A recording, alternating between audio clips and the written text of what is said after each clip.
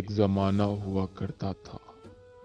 एक गांव, जिस गांव का नाम समंदरपुर था। उस गांव में दो भाई रहा करते थे। वो भाई अपने माँ बाप के लिए कुछ करना चाहते थे। जब से उन्होंने होश संभाला तो क्या देखते हैं, हर वक्त उनके माँ बाप आपस में लड़ रहे हैं। उनकी माँ बार बार कहती है कि तुमने क्या बनाया सारी जिंदगी अपनी औलाद के लिए। वो बेचारा बाप हर वक्त घरेलू फसाद को झेलता रहता है और अपनी जिंदगी गुजारता रहता है, मगर कहीं से रोशनी की किरण जाहिर नहीं होती। बदकिस्मती से कबीले में मौजूद जहां पर उन्होंने अपना एक आलीशान सा खेमा लगाया हुआ था, कबीले के सरदार ने उन्हें वहां से हटाने का फैसला किया, क्योंकि उन्होंने उस जगह की मुकम्मल तौर पर तस्दीक नहीं कराई हुई थी, जिस वजह से उन्हें मजबूरी में वहां से हटने का कह दिया। बिल आखिर उन्होंने वो कबीला छोड़ दिया। गिरते पड़ते, ठोकरें खाते खूते किसी दूसरी जगह पर पहुंचे और अपना गुजर बसर शुरू कर दिया। वो दोनों भाई एक उम्मीद से घर से निकले कि माँ बाप के लिए कुछ करके लौटेंगे। उन्होंने एक पहाड़ का रुख किया, ये सोचते हुए कि कुछ ना कुछ हमें जरूर करने को मिल जाएगा।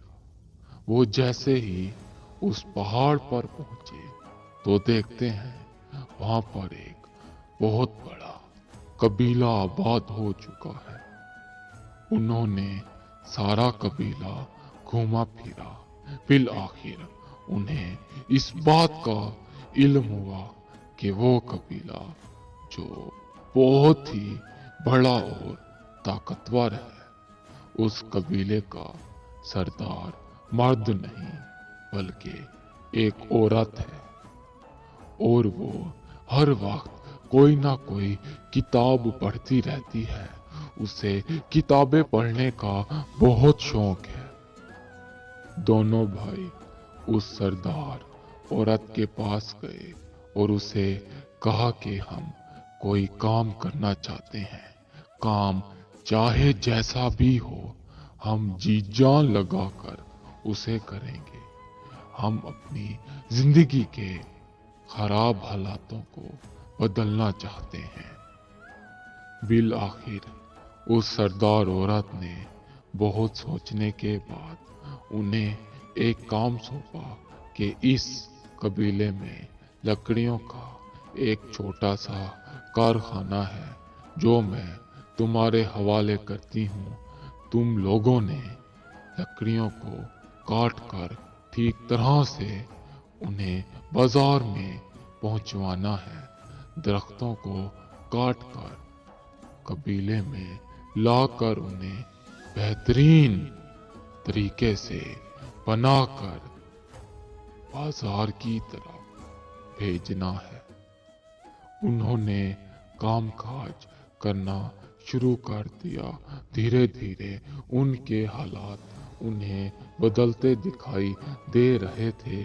फिर उनके दिल में ख्वाहिशात जागना शुरू हो गई कि अब हम इतने कामयाब हो चुके हैं कि हम अपना एक कबीला बना सकते हैं, अपनी एक बाजार तमीर करा सकते हैं।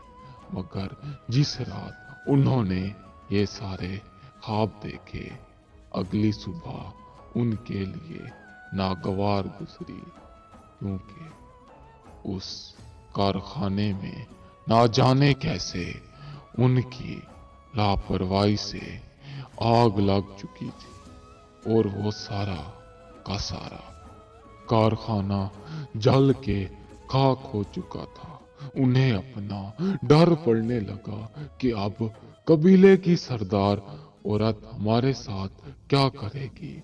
फिर आखिर उन्होंने ये फैसला किया कि इस पहाड़ की चोटी पर चढ़कर छलांग लगा दें और अपनी जान से हाथ धो बैठेंगे। तब हमारी तमाम परेशानियां खत्म हो जाएंगी। कबीले के लोग उनके पीछे पड़े थे और वो उस पहाड़ की चोटी पर आन पहुंचे थे और छलांग लगाकर अपनी जान लेने ही वाले थे कि तभी उन्हें अपनी माँ और अपने बाप का ख्याल आया कि किस तरह से उन्होंने हमें बचपन में पाल कर जवान किया और जब अब हमारा वक्त उन्हें सुख देने का आया तो हम अपनी जान ले रहे हैं बुज़दिलों की तरह।